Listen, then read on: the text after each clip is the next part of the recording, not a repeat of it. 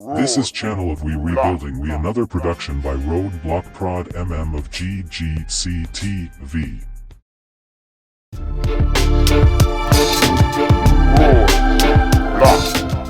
This is WeRebuildingWe. I got a story to tell y'all. Allegedly what's going on BMF and Jam Master Jay. For nearly 20 years, the tragic passing of Jam Master Jay has remained one of the most involved mysteries in hip-hop.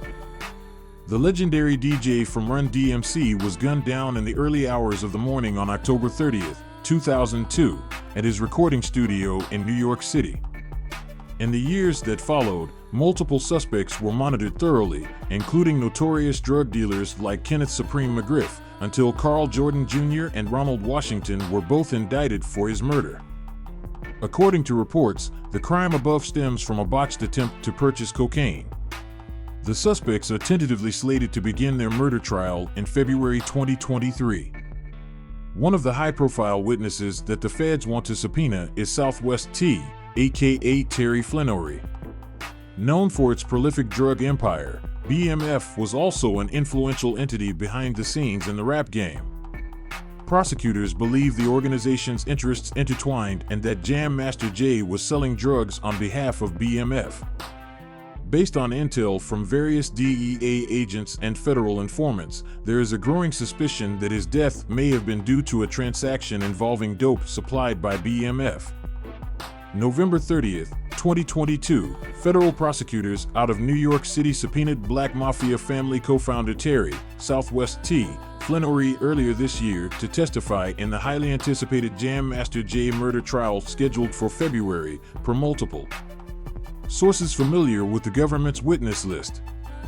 The complex case surrounding the slaying of historic hip-hopper Jam Master Jay on Halloween Eve 2002 has been 2 decades in the making and now includes one of America's most powerful and popular drug bosses of all time.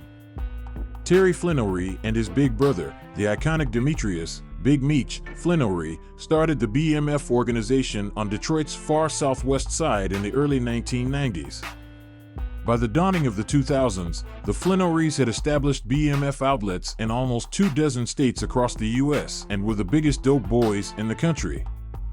Known for advocating diplomacy over violence and keeping a wide array of counselors and advisors for endeavors on both sides of the law, they were frequently rubbing elbows and socializing with rap and hip-hop luminaries, and in some cases, actually doing business with them, according to sources and DEA records. Jam Master Jay was one of the rap world figures that was slinging BMF cocaine, per prosecutors. BMF Cash helped jumpstart a slate of groundbreaking and eventually chart-topping hip-hop artists and labels in New York City and Atlanta, per multiple federal informants and DEA intelligence reports. Ronnie, Tenard, Washington, and Carl, Little D, Jordan were charged with the October 2002 first-degree homicide of Jason Mizell, aka legendary DJ and Run DMC member Jam Master Jay, and what prosecutors contend was a vendetta spawned from a BMF drug deal gone bad. The beloved 37-year-old Mizell, who began distributing narcotics when his music career cooled off, allegedly cut Washington, a hardened felon and childhood friend of his from Queens, out of a 10-kilo cocaine deal that Terry Flenory was personally fronting, per the prosecution's theory. Neither Flenory nor his brother or anyone else in or linked to BMF are suspected of playing any role at all in Mizell's murder. Considered the straw that stirred the drink for the pioneering rap group Run DMC, Mizell attained international fame and fortune by the time he was 21. Run DMC was single-handedly responsible for bringing hip-hop music to the masses in the 1980s. The Adidas-clad, gold chain-wearing trio made up of Mizell, Joe, Rev Run, Simmons, and Daryl, DMC, McDaniels, became the first rappers to reach gold, platinum, and multi-platinum status in record sales, and was the first corporate-embraced hip-hop entity, validating the craft to Wall Street and the music industry simultaneously.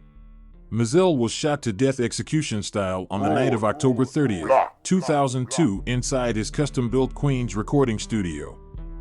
British investigative reporter Frank Owen has broken most of the news regarding the Jam Master Jay homicide investigation through the years, beginning in an exclusive for Playboy magazine published in 2003 and continuing as recently as last year, when he was the first to identify Terry Flinory as Jam Master Jay's BMF wholesale cocaine plug on his Substack blog. According to the murder indictment and Owen's reporting that preceded it, money problems in the mid-1990s brought Jam Master Jay into the drug game. His first attempt at putting together a wholesale cocaine deal in late 1995 went sideways fast, and he was beaten and robbed, per Owen's sources. At some point in 1996, Mizell met Terry Flinory and began brokering drug deals for friends and associates, eliminating any cash flow issues he had previously encountered. The drug deal that cost Mizell his life can be traced back to the summer of 2002.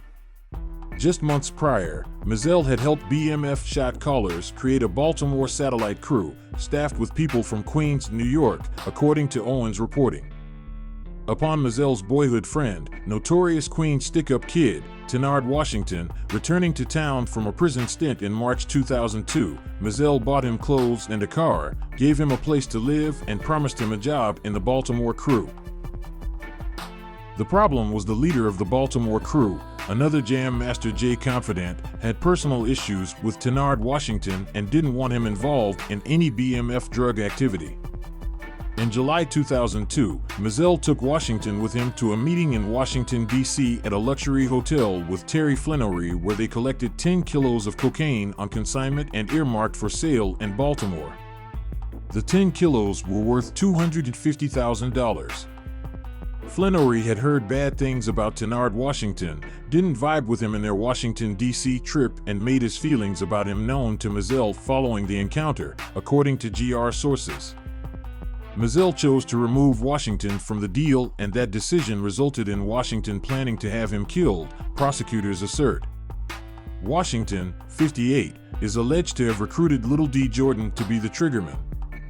Jordan, 40, was once an aspiring rapper and had known Mizell since he was a young child. He had recorded with Mizell in the years before Mizell was slain. Jordan's dad, Big D, acted as Run DMC's tour manager. Due to the increasing security concerns and the difficulty in tracking down subpoenaed records from the pre-digital age, the trial was pushed back from its original September 2022 start date to February 2023.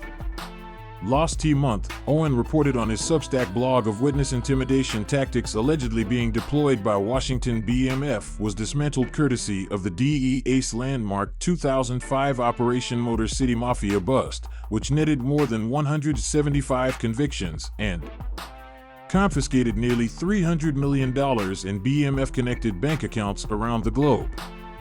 Big Meech and Southwest T. Flinory both pleaded guilty in the case and got 30-year prison terms. Terry Flinory, 52, was released from prison in May 2020 on home confinement and is back in Detroit working at a local men's clothier. Big Meech, 54 and often name-checked in rap anthems by a who's who of rap legends, isn't set to be let loose until May 2029 and is doing his time in a federal prison in Oregon. The smash hit scripted television series BMF premiered to huge ratings in 2021 on the Starz network and is about to launch season 2, with Big Meech's son, Demetrius Lil Meech Flinory, playing Big Meech in the series, and rapper and actor Da Vinci portraying Southwest T.